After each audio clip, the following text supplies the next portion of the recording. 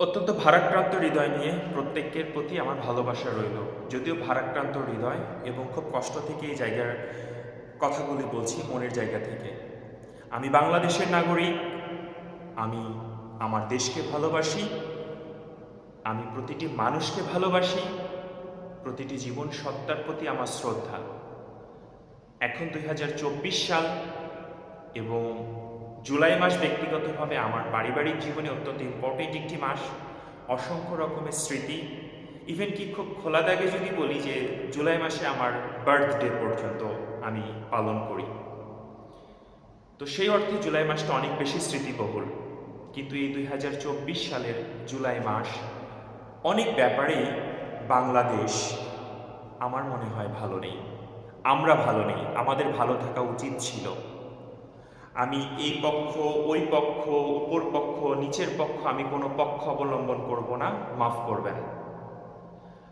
আমি অত্যন্ত বিনয়ের সঙ্গে ভালোবাসা দিয়ে বলতে চাই যে আমি এই মুহূর্তে হয়তোবা দেশ থেকে অনেক দূরে আছি, কিন্তু প্রতিটি মানুষের প্রতি আমার অসম্ভব রকমের ভালোবাসা এবং শ্রদ্ধাবোধ রয়েছে। আমি পারিবারিকভাবে এবং জন্মগতভাবে বাংলাদেশের খুলনা জেলায় জন্মগ্রহণ করেছি। একই সঙ্গে সেখানেই বেড়ে উঠেছি আমি। তারপরে আমার কর্মজীবন, তারপরে আমার বৈবাহিক জীবন, ইভেন কি সুদূর প্রবাসেও আমার বেশ কিছুটা সময় কাটছে। কিন্তু সত্যিকার অর্থে আমি আমার দেশকে নিঃসন্দেহে ভালোবাসি, কারণ যার আলো বাতাসে আমি বড় হয়েছি তার প্রতি তো অবশ্যই আমার দায়বদ্ধতা রয়েছে।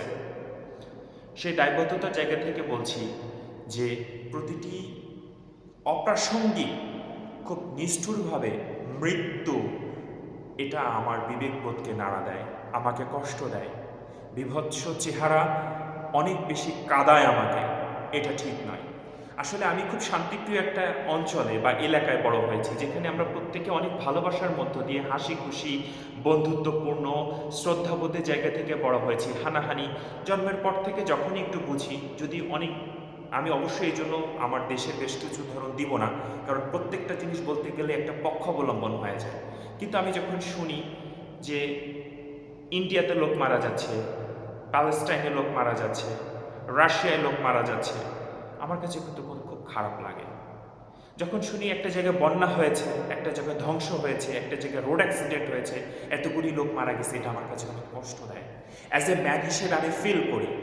তো সেই জায়গা থেকে এখন যেটা বলতে হয় যে এই ২০২৪ সালের জুলাই মাসে আমার বাংলাদেশে অসংখ্য অসংখ্য লোক মারা গিয়েছে, যেটা কখনোই কাম্য না। একটি স্বাভাবিক মৃত্যু এবং এবং কি দুর্ঘটনাজনিত মৃত্যু, দুটো তো ভিন্ন রকম বিষয়ে মিনিং করে। আমি যে কোনো মৃত্যুটাকে আগে বন্ধ হোক এটা প্রত্যাশা করি, হত্যা বন্ধ হোক এটা প্রত্যাশা করি।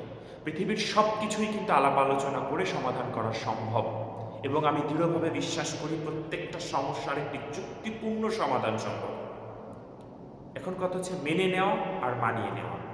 যারা আছেন পলিসি মেকিংয়ের জায়গায়, যারা আছেন লিডিংয়ের জায়গায়, যারা আছেন অত্যন্ত মর্যাদাপূর্ণ জায়গায়, তারা অবশ্যই উপলব্ধি করবেন যে কী করা উচিত আর কী করা উচিত নয়। তাহলেই দেখা গেছে যে কোনো কারণেই আর হয়তোবা এত মানুষকে মরতে হবে না। পৃথিবীর প্রতিটি মানুষ তো ভালো থাকুক, এটা আমি সবসময় বলি, কিন্তু সর্বাগ্রে বলতে চাই আমার দেশটা ভালো থাকুক, শান্তিপ্রিয় থাকুক, আমরা হাসি খুশি থাকবো, আমরা আনন্দে উজ্জীবিত হব।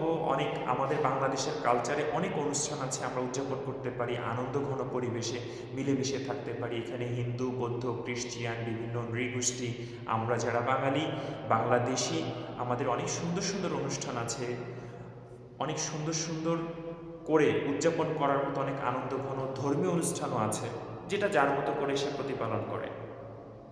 কিন্তু আসলে রেমিটেন্স পাঠানো নিয়ে একটা প্রবলেম, তারপরে স্ট্রাইকিং, তারপরে রাতের অন্ধকারে পরিবেশের মধ্যে একটি ভয়ের মধ্য দিয়ে থাকা, এগুলি আসলে কাম্য নয়।